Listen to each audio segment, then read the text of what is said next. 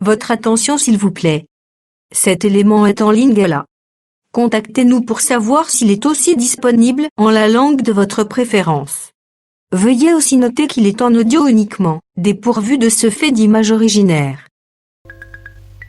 S'il t'arrive, lorsque tu lis la Bible, tu es troublé par des questions du genre « qui, quoi, quand, comment, où et pourquoi ?» Alors tes réponses sont ici. Rends-toi immédiatement sur christequality.com ou sur évangile-éternel.com, le lieu du rendez-vous fixé avec la précision biblique. Évangile éternel, le pourquoi de chaque chose.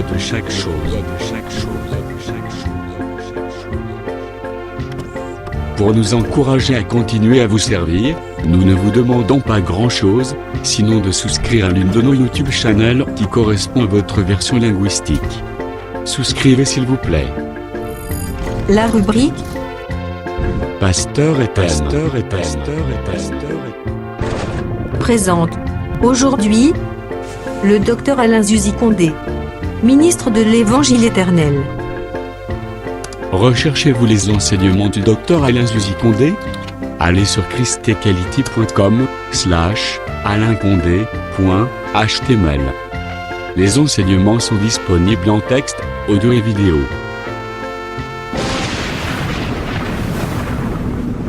Bonne édification au nom de notre commun Seigneur et Dieu Jésus-Christ. Amen.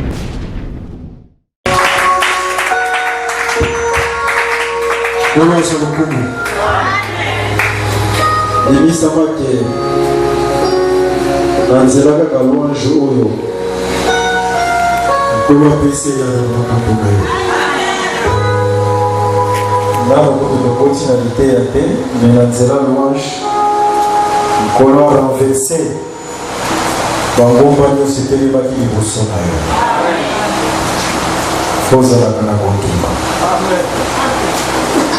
mwasi oyo azotanga makila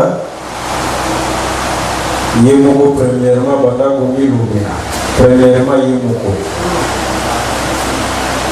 azomilobelaka soki nasimbi kaka songe ya elamba ya yesu nga nakobika et au contact avec les sika il faut d'abord que vous communiquiez. Vous avez la confiance dans le culte, vous avez la confiance dans le yépo, vous avez la confiance dans l'ITEA, vous avez la confiance dans le culte que vous demandez que vous l'avez. Sans plus tarder que ce culture, que vous avez dit ça, vous avez dit un dimanche. Ata na gangi te, onction za d'abord kuganga te, za la rappel d'abord pe ko bamaleki. Mais l'onction soki kolo za na simanité ya makabamine ne kosale.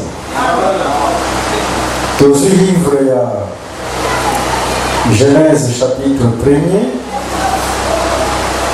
Tobandi na premier verset qui est na troisième verset. Tozotaka. Au commencement, Dieu créa les cieux et la terre. La terre était informe et vide. Il y avait des ténèbres à la surface de l'abîme. Et l'Esprit de Dieu se mouvait au-dessus des eaux. Dieu dit que la lumière soit et la lumière fut.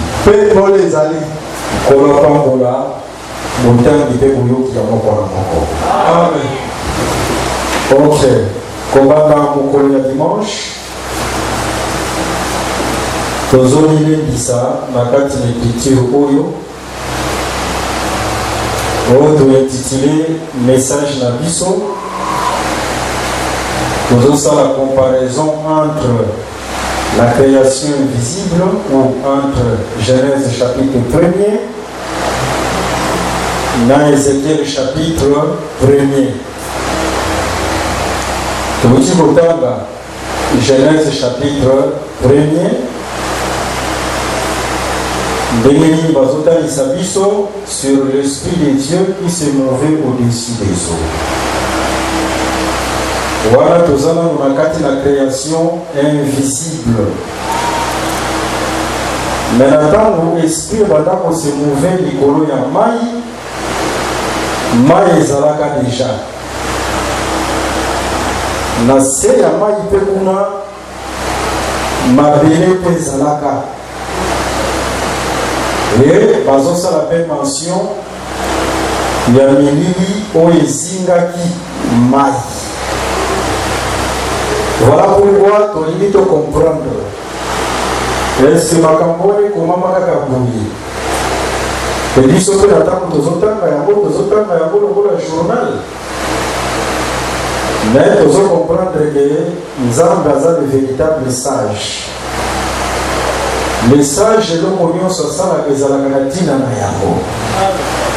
C'est par là tozo réaliser que soki makambo wana mpe komamaka ekomamaka te po ete biso na ntango tomoni yango tosote yango, mais ekomamaka mpe po ete servir biso d'instruction. Voilà pourquoi na pokwa lisusu oyo tokozwa instruction nini oyo ekomami obien oyo ebombami na kati na makambo wana mpo na yo na ngai. Alors na ntango tolongoli Genèse chapitre 1er, tokomi na Ézéchiel chapitre 1er. Eza chapitre molai. Mais soki tolingi tosimplifie oyo ekomami place wana, eza lisolo ya Israël oyo azokende bowumbu, azokende déportation. Alors Israël azokende déportation parce qu'il a péché. Selon Mokanda, il y a Deutéronome chapitre 28. Pour l'Isumu, ils ont rappelé la conséquence na yango. Alors, dans Deutéronome chapitre 28, l'écriture les autres ils sont noir sur blanc. Israël n'attend yo osumuka. Ngai kolo na kozwa. Libota moko oyekoya na vol d'aigle, na vol rapide. Pour dire que dans les écritures, aigle nyon c'est un sakanzambe te. Aigle nyon c'est un prophète te. Et qu'on y a comme un aigle, et qu'on s'abattre sur lui, c'est-à-dire qu'on détruit lui, et qu'on met maillot dans le monde. Et l'icône là, et qu'on s'est quitté, dans l'écriture, il y a Ézéchiel chapitre 1er, Natango Israël na sumukaki, mkolo alivrakie na maboko ya Nebukadnezar. Maintenant Israël azokende bowumbu. Natango azokende bowumbu, akendaki ye moko te. Tomoni Ézéchiel oyo azalaki mpe prophète. Soki otali ndenge Ézéchiel azalaki, Ézéchiel ye asumukaki na ye te. Mais Ézéchiel a participé à l'issumu ya peuple, à la vie peuple na kati na bowumbu. C'est comme l'écriture ndenge lobaka, c'est la femme qui avait péché. Mais Adam devait suivre la femme, à participer à l'issumu ya mwasi. Voilà Ézéchiel a la dit peuple na kati na bowumbu. Nyonso wana mpona koinstruire yo na pokwa lelo ke eza na moto moko oyo alandaki yo esika yo okendaki na bowumbu. Me moto wana alandaki yo mpo ete otikala na bowumbu te, moto wana alandaki yo mpo ete olokola mabele obima na kati na mai, obima na kati na bowumbu. Ifo ndimisambaka yango. Soki ondimi na écriture wana okomona me makambo moko ezokanga yo mike eza pete. Tant que Jésus-Christ a bandaki yo, makambo wana eza pete, on faisait toujours la victoire na kombo na Jésus-Christ. Et c'était ça Ézéchiel, oyo azolanda libota. Mais kimi yesumatala. Kala wana yo Ézéchiel, avant peuple ekota na bowumbu, mpona nini likolo efungwamaki te omonaki vision te. Mais na ntango peuple azokota na bowumbu, c'est alors il y a comment la vision. Non, cette vision-là, c'était la consolation du peuple. Vision il y a un Nicolo et Fumwami. Nicolo n'attend le Fumwami à Zomona Bachéribé. Bachéribé, on a Bazomema Makolo. Pour la carte, Makolo, on a un trône. La carte, on a un motomo pour vente. Ne Bachéribé, Bazomema Yango. Bachéribé, on a la forme de la moto. Yango Ezekiel attend Bazomona Bango, la gerbe de feu. Pourquoi moto? Pour la moni Bango, Bazomema. Mais pour que ce soit que l'objectif final de Bachéribé, c'est que Makolo, c'est le psaume chapitre 18. Parce que dans les Écritures se complètent. Makomi et se complètent. Et ça, noir sur blanc parfois, Moïse a dit son assistance dans la création. Mais le moment le prophète Moussoussou a complété Moïse. C'est comme ça avec les Écritures. C'est-à-dire Makomi et se complétera. Ce qui peut y avoir, que Makomi se complétera, on va faire un problème, il y a des commencer à attendre comme on va dire.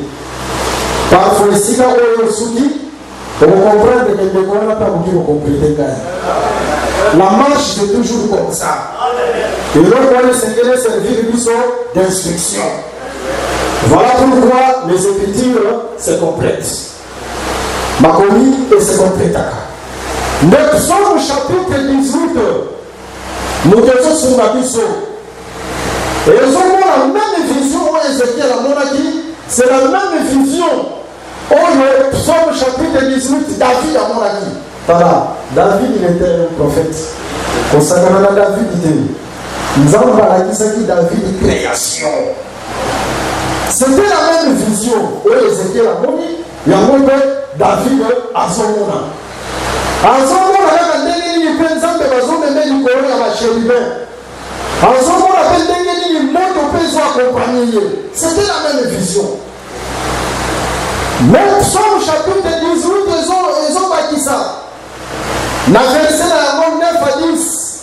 Et il abaissa les cieux et il descendit. À parler de comprendre que psaume a complété Ézéchiel chapitre 1er, que à Chéribin, Bazom et Mamakolo, mais l'objectif final, Bazomakolo, qui s'en va ici. Omoni, pour ça, les gens des Amalakés, Makolo, et qui t'a cassé. Et nous, on dit que Makolo, attends aux autres, pour la Awanase, nous, on dit que Makolo a Awanase. C'est ça, pour ça, les gens. Voilà un peu, derrière Ézéchiel chapitre 1er, pour nous simplifier, Azo Talissa. Maintenant, et là, on dit que pour tirer le instruction à propos de l'homme. La recette a comment récapitulation qui est après le Bakissa, autre on dit qu'on Bakissa, les sous le lot. Total ici, vous et donc, on commence à la création invisible.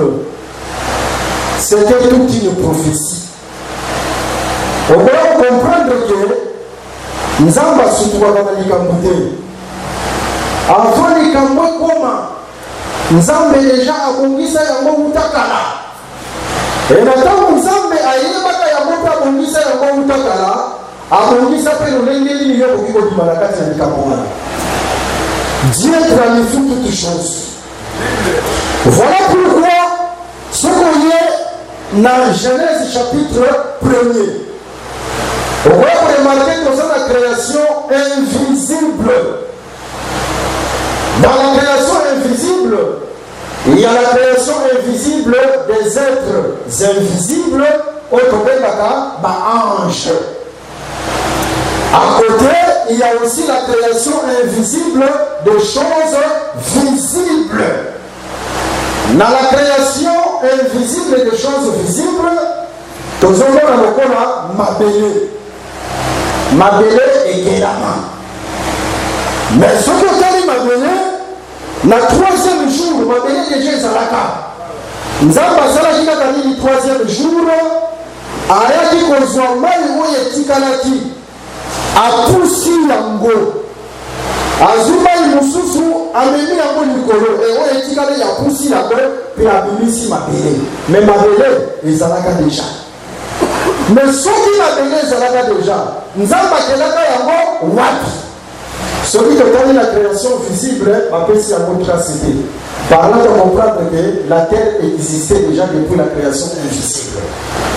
Nous avons déjà la création invisible. 1. Ma bébé est Zalaka déjà. 2. Maï est Zalaka déjà. Parce que il dit les informations que l'esprit se mouvait au dessus des eaux avant même la création visible. Maï est Zalaka déjà. Tala, Colossiens chapitre 1er, verset 16. On va dire la 14 et 16. Azoroba, et l'invisible, invisible, et qui est la maca. Pour dire que, même dans la création invisible, nous avons montré là yako. Tout le monde peut ténèbres et ça l'a capé déjà. Toujours de se poser la question. Et comment on va faire tout le monde a dit on est en train de sauter le côté. On c'est comment et comment pour l'inscription à l'issue. Bible les riches, les riches. Mais on a un bon mususu, makambo bazoteya. On a des photos, on a salabo, batule bakenda kabe photo. Kama mususu ke photo makena nzira ya mungu. Na nzira ya mungu, alors que les photos mais na nzira ya mungu. Vous voyez, mais la Bible est très riche pour servir d'instruction. Une écriture, et je suis la biso, et je suis la biso, Néhémie Mabele et Kenamaka. Tenez la Psaume 104, au-dessus du verset 5. L'écriture, quand tu appelles ça, noir sur blanc. Et puis dit les autres amis s'abonner que le colon a su ma belé a tué yango na ba fondement na yango. Pourquoi a tué yango na fondement? A tué yango na fondement pour que ma belé et ningana te et ça la ébranlé te. Oh, par là de comprendre que avant Nzambe a formé ma belé, Nzambe a bâti déjà fondement pour la terre. Nzambe a fait ma belé le coup d'Andaku.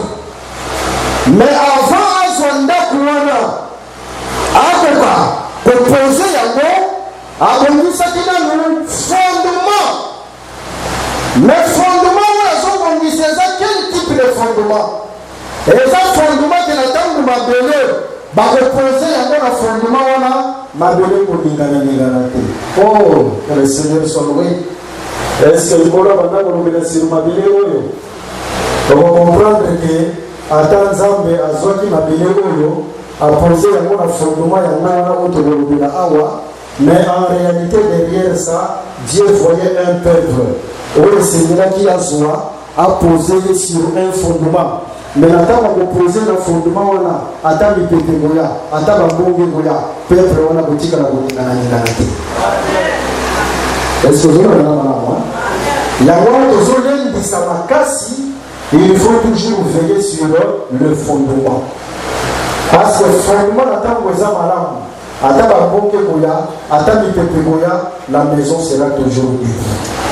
Mais le fondement, c'est que Zamabé, comment vous pouvez vous quitter, là où vous avez mis et oui. Ata escomi moulaï, le mot la tour de Babel. Parce que tour de Babel, les andats pour eux, qui n'a pas qualifié comme a dit la sommet Mouna.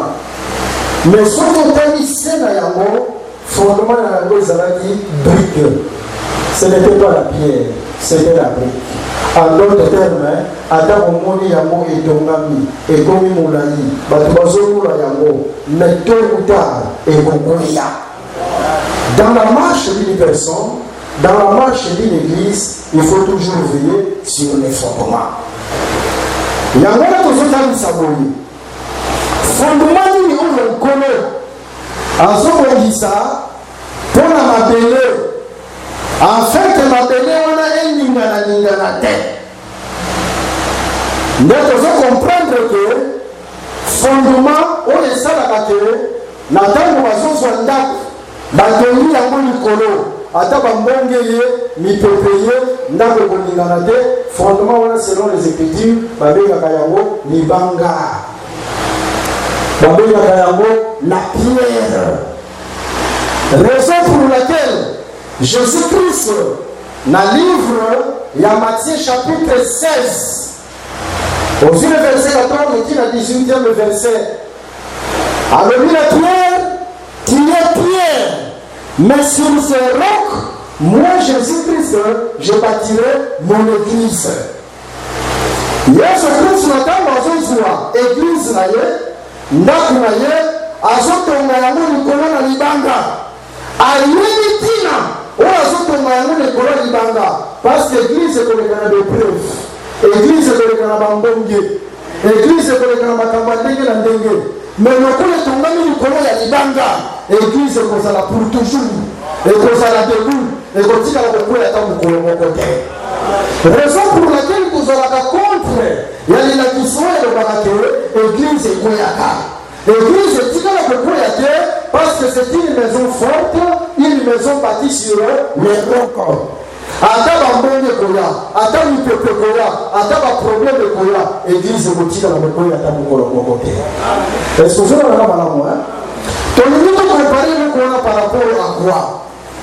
Tolingi comparer par rapport à le souverain sacrificateur. N'entendez bien. Vous avez le souverain sacrificateur, n'entendez pas bilamba na yi. Vous avez le livre, il y a Lévitique chapitre 8. Nous avons un peu de combattant de petit. Na évité ta musu dans un tout pété au de Mutuka. Dans le livre, il y a Lévitique chapitre 8. Parce que nous avons dit ça, mbala na mbala. Nzambe rassemble la caille dans la connaissance. Dieu, on l'adopte dans la connaissance. Si on ressemble à l'ensemble de la carte de la bonité, on ressemble en dehors de la volonté de Dieu. On est dans le livre de Lévitique chapitre 8, la même la beauté.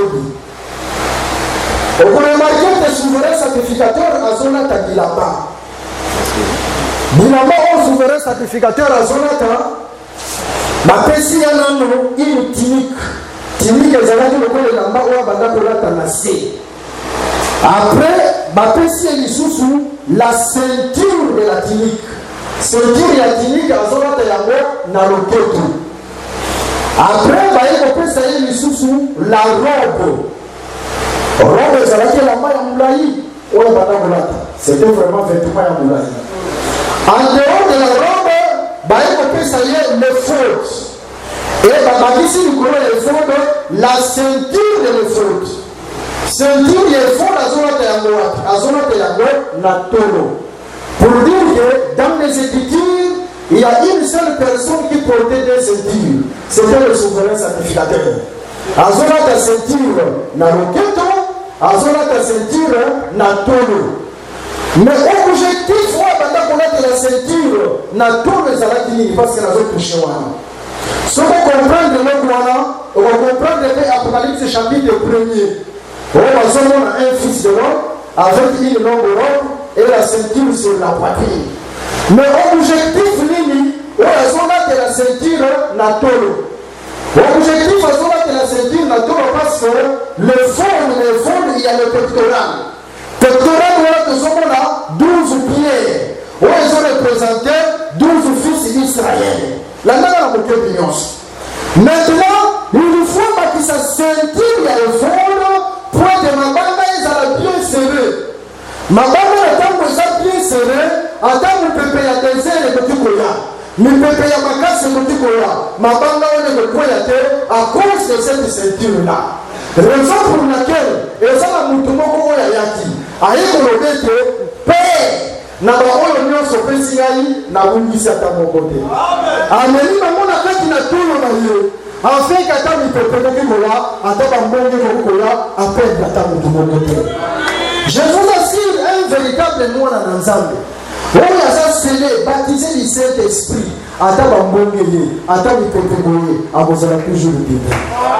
Est-ce que vous avez madame? Pourquoi? Parce que ayebi esika oyo atongami na zelo te lokola Adam. Poete Adam atongambaki likolo ya zelo. Nzambe na ntango azokela Adam akeli ye par la terre, akeli ye na kati na mabele. Or Adam c'était une maison.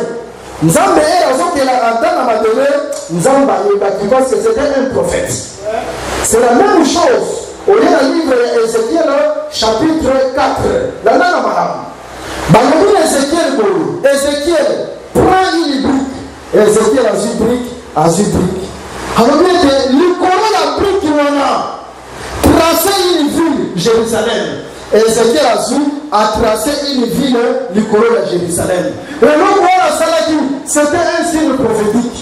Nathan a tracé la ville sur la brique avant d'inéquimia. Mais ce qu'on tourne Ézéchiel, à quoi ils ont pensé, on les a cachés, voilà, parce que Dieu parle par des signes. Or, Nathan a sur la ville, ils ont tracé un mot sur la brique, et ils ont dit que Jérusalem a connu une ville bâtie sur la brique. Pour dire, c'était un message prophétique, Jérusalem a connu. Est-ce que vous avez madame? Mais l'obéissance c'est un signe. Il prend cette ville à pied à main du colon de la brique. C'est la même chose. Nathan nous a besoin d'Adam. Ensuite, a formé Adam. C'était un signe prophétique. Nous avons baillé la qui était Adam le col Adam. Nous avons tombé le colon de la Bible sur la Souka. Est-ce qu'on a mis à Malamou? La raison pour laquelle Souka Adam Salakini a Kouelaki. Pourquoi? Parce que c'était une maison bâtie sur le sable. Nathan nous préparait parce que le préparait c'était le diable à s'incarner la carte de Nyoka. C'était tout un vent. Eux il y a la carte de Bango. Mais la carte de Nathan voyait pas la Bango. Le gros bazaraki ndaku. Où est tombé le colo? Il y a Babylone, Bakouyaki. Mais une maison bâtie sur les rocs. Attends vous préparer. Attends Bango. Cette maison sera toujours debout. Nos âmes ont les années on a bâti sur les rocs. Vous allez bâtir sur les rocs, vous allez bâtir sur les vrais enseignements. L'enseignement des apôtres, comme il dit Jacques Yamoté, vous allez bâtir sur les lacs ici. Voilà ce que je dis ça. Total ici que m'a donné premièrement, avant qu'on a posé l'amour, a conduit ça qui fondement. Dieu c'est un Dieu d'amour. Amour à la musique, a été là où il y a une preuve.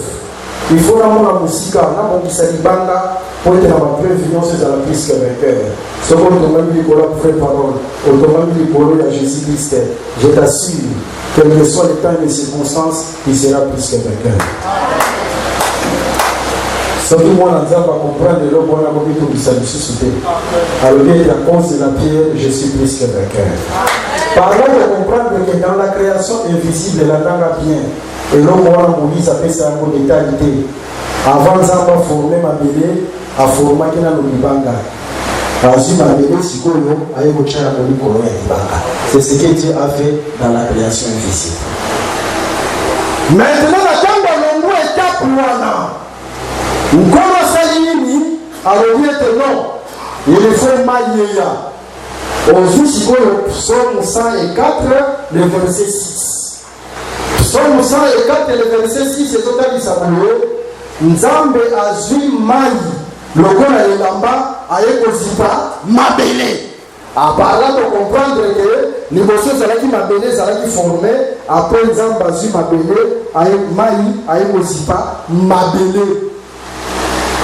Nzambe azui mai, ayekozipa yango mabele. Maintenant, Genèse chapitre 1er et bâtisse le sous que Nathan a zippé mai mabele, l'icône ya mai, Nzambe a zippé mai ténèbres. Tala bakamundenge sanemaki.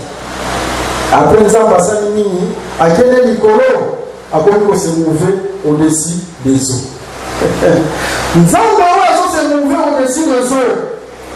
C'est ça où ils ont répété Ézéchiel. Qu'on se mouvait au-dessus des eaux et la question était que Nzambe a tiki mabele. Mabele za na kati kuna mais azotambola likolo na mai akokita po eta kangola mabele wana oyo za na kati na mai. yango ozomona eloko wana répété yango epai ya Ézéchiel d'une autre manière. Je vous assure que Bible nzamba alobi eloko moko mais alobi yango de plusieurs manières. C'est comme ça que nzamba akomaki Bible, c'est-à-dire alobi eloko moko mais a répété yango de plusieurs manières. Yango ozomona ete oyo Ézéchiel azomona amoni yango kaka na temps oyo bazokota na kati na déportation bazokende Babylone. Pourquoi? Parce que ce qu'on t'a dit les Écritures, l'imota oyo eyaka koyako dominer Israël. Ce qu'on se livre même il y a Psaume chapitre 18 kakawana. On va dire le verset 17 aux autres qui t'en assez. Aujourd'hui sous ce livre il y a Ésaïe chapitre 8. On va dire le verset 6 et le verset 9. L'imota oyo eyaka ko s'abattre sur Israël. Babengaka yango lokola mpe mai ya minene.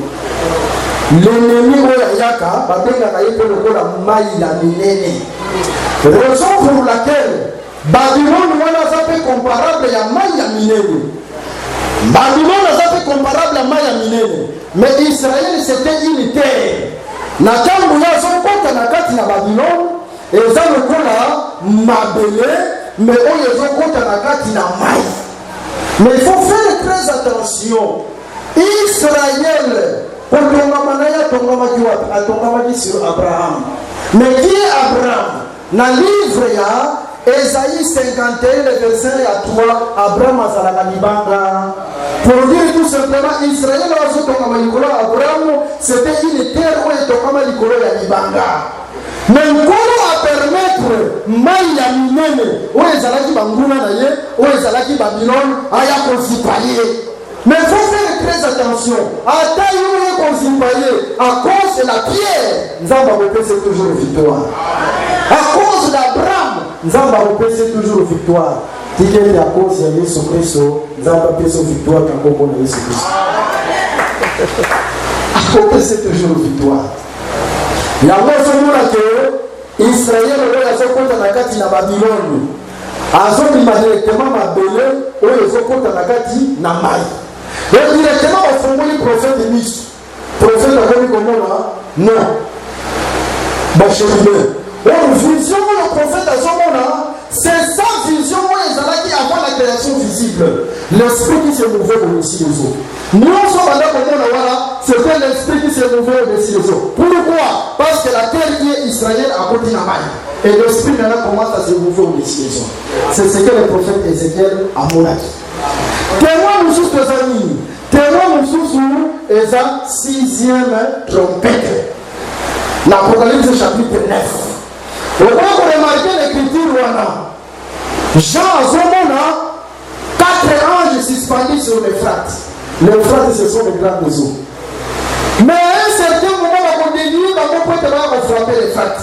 Pour dire que le temps où on va sur les frates, les chérubins qui sont en train de mouver au-dessus des eaux. Mais la kati na maïwana, ils ont la mabele ou beaucoup ils ont la kuna la kati. Mais mabele wana beaucoup de tombami du colon à Ibanda, du colon à Abraham. Nzamba se souviendra toujours d'Abraham. Nzamba se souviendra toujours d'Abraham. Tala. Nzamba sala la biso miséricorde à cause de Jésus-Christ. À cause de cette alliance. Et Nzamba est la canisse alliance où Jésus Christ a sala pour la biso. Quel que soit ici quand vous amis, Nzamba yaka toujours pour ta pour la biso. À cause de l'alliance de Jésus-Christ. Voilà pourquoi, derrière la terre qui biso, il faut toujours nous annoncer l'alliance. Parce que la seule alliance, on a des Nzamba pour la biso toujours la seule alliance. C'est très important. Et c'est ça au juste vision oyo Ézéchiel azomona.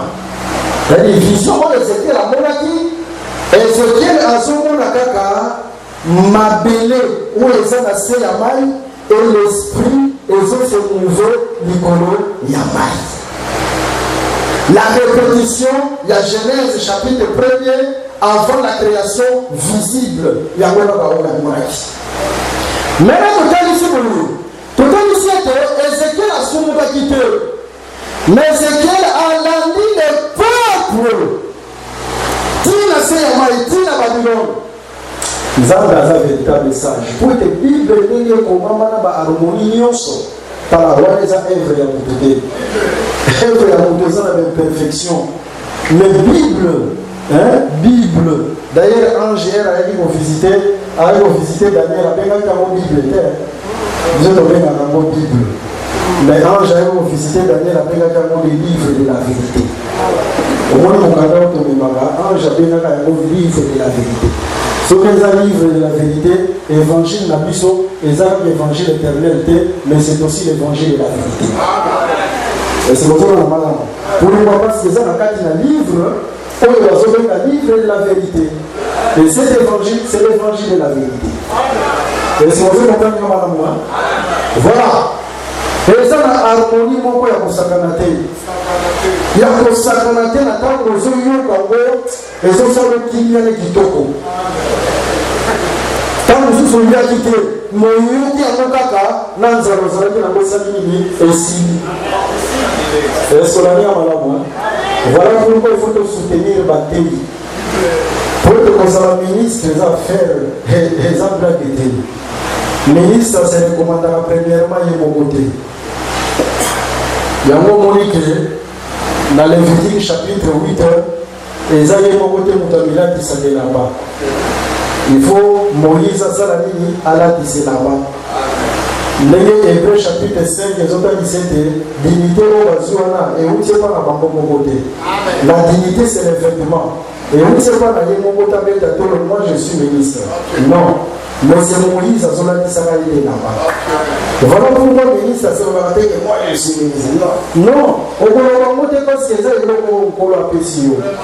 Attends le bien côté, il y a un moment où c'est dessiné là. Sans effort, ils ont décidé. Et on doit soutenir le ministère. On doit soutenir le ministère. Donc, quand on attend le ministère, premièrement, ça la famille. Ce qu'on y a dans le livre à Josué chapitre 4, Josué livre à Zacharie chapitre 3. Dans Zacharie chapitre 3, dans un monde sacrificateur, le souverain sacrificateur de Josué. Il y a l'ange de l'éternel, il y a encore le Yemoko. Nathan bien.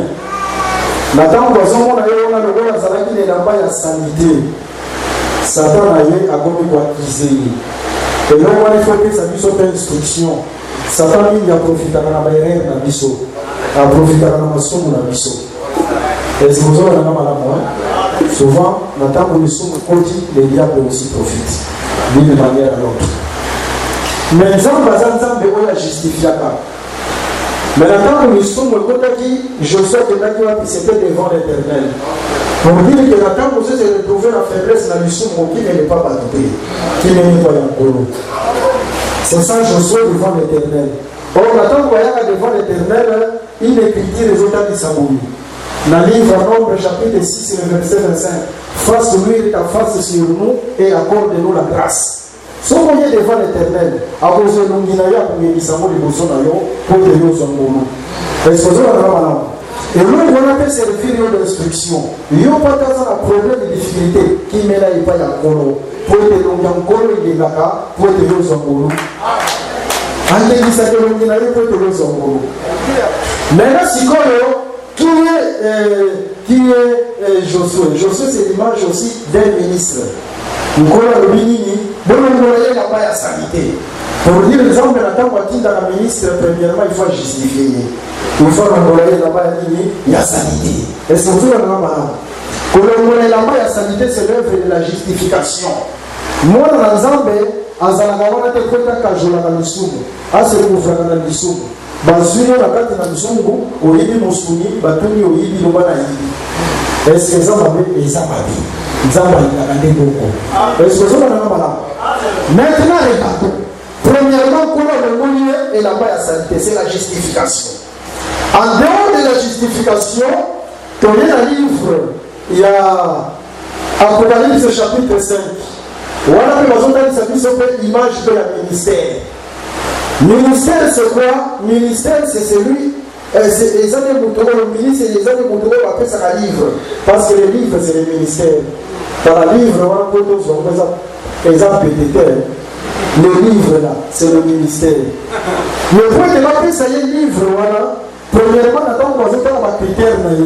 Parmi les critères, il faut que la mise au bien sambo. Mise au sambo, c'est-à-dire il faut mon bien. Il faut mon bien. La Moïse a profiter de bien en tout cas dans Israël, un sacrificateur nationaliste. Pour il faut mon bien. La il faut la mise au sambo, il faut mon bien. Pour la personne livre, il faut mon pour la dame, on a bien, donc on met la peuple le micro. Mais nous sommes communauté, c'est la veille qui conduit la veille. Nous sommes tout la Niboulou. Est-ce que vous avez dit, voilà pourquoi nous sommes dans les étés, nous sommes dans les étés à Bino. Ce qu'on veut comprendre, comment place ou les gens pour les cité. Mais comment on a respect. Pour le ministre, c'est la respect de on connaît la papier dans l'eau, question dans l'eau, totangi yako, tokolopondre yako. En dehors, il y a comment on a bien. En dehors, il y a comment on a bien. Tous les gens qui sont critères vont se faire le ministère. Tous les gens qui et il y a Ézéchiel. On a aussi livre Ézéchiel chapitre 3, verset 8 à 9. Alors, Ézéchiel n'a pas dit d'ailleurs. Mais il y a des d'ailleurs qui n'a pas fait son front à Yama. Parce que la Yégo peuple n'a pas fait d'eau. Voilà pourquoi la suite fois à Yama n'a pas fait un ministre n'a pas fait un colon d'ailleurs. Il faut que ça ait le front à Yama. C'est-à-dire que ça n'a pas ma complaisance. Parce que vous avez les gens qui ont la vie, c'est le front du diamant. C'est parmi les critères où on appelle ça un ministre. Pas de complaisance. Il s'agit à on a levé au point de lever. Front le diamant, il faut ça. Nous sommes c'est un critère où on appelle ça un ministre. Mais en dehors des critères, on a l'Ésaïe chapitre 6. Esaïe a poussé il faut encore. Ezalaki ntango oyo roi Osias azokufa directement bafungoli likolo. Il faut que la roi Osias akufa pour que bafungoli likolo pour la trône. Pour dire il faut Yesu akufa pour que biso to mona trône. Maintenant, pour que la trône ezali le milieu naza mutu na masumu mono kuna nge tongi na masumu na moni nzambe. Balobete bozo libanga oya moto bochali na munoko. Bazu libanga ya moto bacheya na munoko. Bazochela munoko pona nini pour que bango ngola nyonso ya bindo na munoko nataka kolobano ba bien. Pour dire tout simplement que un ministre nataka bazotinda ekeba munoko na ezala na munoko ya matongi te. Ezala na munoko ya kolobano ba te. Yo de kokoso de kokobani. Munoko nzamba pesi zo munoko ya matongi te. Quand vous soyez pas comme mon okonayote, la carte de mon okonayote, il y a un pouvoir. Nzamba pesa yo par mon okonayote déclaraka. Les camboso tambo na tête il va déclarer parce que Nzamba sala kinyo son nzela ya maloba. Pour dire que Nzamba pesa yo monoko pour tonga kate, oloba maloba kate, mais déclare pour tomber par l'existence ce qui existe point. Est-ce que vous avez voilà pourquoi il faut pas se connaître monoko afin que la table se présenter à l'Oba Kitoko. Nous sommes les critères, il y a mon tour de Nzamba Sotia. Il faut que nous connaissions ce qu'on a et comment bien. Les Alabama Kitoko, Aloba Kitoko, Abri Sakaban de côté, mais la table aux Zoloba, aux Zoloba, Maloba, où ils ont édifié. Pour la part pour la Mokono. On va les arrêter entre parenthèses, les arrêter très importants. Et pour dans le siècle, Ézéchiel, il nous faut aller dans la Seyamai. Donc Ézéchiel, dans le peuple, c'est le premier jour. Pour exemple, on va dire que la lumière soit. Parce que la temps où on va que la lumière soit, la lumière on a été qui du colon tenait que nous avons la lumière. Mais la lumière on a été qui dans la Seyamai. On a la Seyamai, c'est ça Ézéchiel, on a la dit peuple dans la Babylone. Pour que les lancers à Maï, les gens des Jonas soient basés à la carte de Maï. Pour que les Maï, les gens de Jésus-Christ, où il fallait que les lancers jour de mort. Pour que les Maï, les gens des étés, où ils lisaient à Kataki, en fait, ils n'ont pas passé les lancers à Maï. Pourquoi je vais lancer à Maï? Je vais lancer à Maï, à la vie m'a donné, à participer à la passe à m'a donné, pour être dans ma donné à du ministère le troisième jour. Tala eza na mutu moko alataki biso afin que na nyonso oyo esingaki biso na nyonso oyo dominaki biso tozala plus que vainqueur. Est-ce qu'on a fait malamu? Maintenant il y a une question que je se poser. Question que je se poser, est-ce que Dieu parlait de cette terre? Parce que ce qui est lié dans le livre, il y a AG dans le malamu. Nous avons déjà la source pour les aussi ça. Ce qui est lié dans le livre, il y a AG chapitre 2. Aujourd'hui le verset 6, c'est une en 8e verset. Écriture est noir sur blanc brouillé. Voilà ce qu'on dit version Thompson. Version Thompson à zéro brouillé.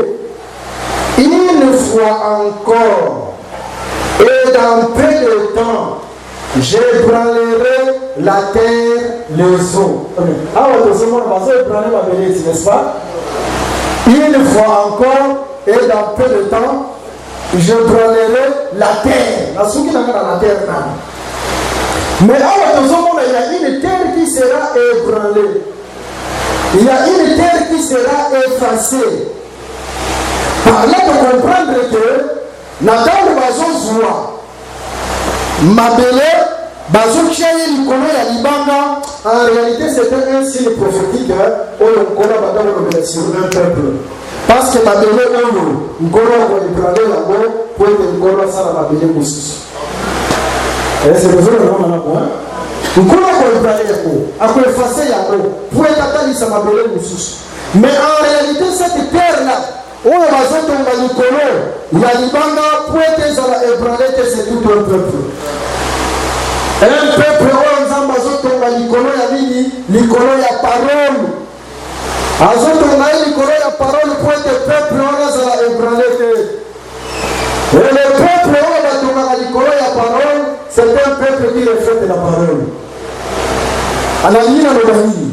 Nalingi naloba sur Moïse. Moïse, Nkolo bengi ye likolo ya ngomba. Natanga bien. Nkolo bengi ye likolo ya ngomba, alobi ete Moïse nauzi koleka ye une pierre. Nzambe ye moko azwi libanga apesi yango forme. Azwi mpe likolo ya libanga wana akomi. Apesi yango Moïse. Moïse akomi kokita na se ya ngomba. En d'autres termes, libanga wana ezalaki libanga ya se te. Ezalaki libanga oyo euti likolo. Est-ce que vous avez la malamu? Nani mutu apesi yango forme ezalaki nzambe ye koko. En d'autres termes, libanga wana eza le libanga oyo ezoloba na livre ya Hébreu. Tu n'as voulu ni sacrifice ni offrande, mais tu m'as formé un corps. Euti wapi? Euti likolo. Mais euti likolo libanga wana ekoki kokita na se. Na ntango ekiti na se, baye kokuta na se, le peuple était corrompu. Le peuple sumuki. Le peuple sumuki, Moïse a zuli banga wana abuki yango na se ya ngomba. Moïse a abuki libanga wana, c'est Jean chapitre 19 le verset 7. Selon notre loi, il doit mourir. Mais azokufa na nini? Azokufa à cause du péché du peuple. Mais c'était une prière où il y avait na likolo. C'était un homme céleste. Mais à la brisé à cause du péché du peuple. Et ça, nous devons faire la division. Et ça, la division de la nation condamnée. Nous devons tout essayer de faire la Nikolo ou essayer de faire la brisé dans la montagne de la mission. Mais quand nous devons la briser, il faut souvent que nous ayons souvent les hommes dans la belle. On les a sur le bain et le coloté. Et ça, il va y assez. Et ça, il y a assez, et ça, il va y coloté. Mais là, il va y assez, et ça, ils sont zambés pour développer sa forme. Balobi yoko yise pour développer sa forme. En d'autres termes, Nzamba a dit sur mon Moussala. Maintenant, Nzamba a dit sur mon Moussala, c'est 1 Corinthiens chapitre 3, verset 9. Nous sommes ouvriers avec Dieu. Nzamba a dit sur le ministère de Moussala. C'est ça, Adam et Nzamba a dit sur le ministère de Moussala. Maintenant, à quoi sa forme? Moïse a compris sa forme. Mais a compris sa forme par rapport à l'imam où il a brisé. La maman malamu. A compris sa forme par rapport à l'imam où il ezalaki brisé. Mais yo libanga mpe ya se okobotama te soki libanga wana eza brisé te. Na comprendre ezalaki ata oyo alalaki pongi po ete eve atalisama. Ata oyo azolala pongi c'est ça la pierre brisée afin que une autre pierre etalisama eve. Mais yo eve na ntango okotalisama nzambe akosala yo bakofololo yo à l'image d'Adam. Voilà pourquoi ntango bazopesa libanga oyo ase forme bazopesa yango par rapport à la première pierre qui a été brisée. Tala mission oyo ministère actuel ezali apesa yo forme par rapport à ye moko mapesa yo forme par rapport à moto oyo akufela yo libanga oyo ezalaki brisé ezali moto oyo akufelaki yo. Maintenant ntango apesi forme esila apesi forme esila olobia akokani na moto oyo azalaki brisé bakomi na Antioche babengi bango bachrétien po ete bazotala bango bakokani na libanga oyo ezalaki brisé. Lokola bakokani balobi non bazoreflete déjà la parole. Parole de Jésus esika place wana demeure na bango eza lisusu se ya bomba te il faut pas mata. Soki refléter Jésus-Christ demeure ozala lisusu ya bomba te demeure na ozala likolo. Komata na likolo wana c'est ça la voix des cantiques, les cantiques chapitre 2. L'œuvre de ma belle est vient. Pour que l'on a belle omata il faut pas belle mon belle. Belle, c'est-à-dire qui reflète la première pierre qui a été brisée. Il est dans le monde où refléter la parole. Nathan veut refléter la parole. De même, nous avons Bakolo. Bakolo, quand on a fait, Bakolo, on a voté parce que l'homme est caché dans Bakolo. On a pas pour la Bakolo, que le peuple n'a pas de santé. Tellement pour de santé. La chante de la zone chez la puissance de Moko. Tozotele matosambela.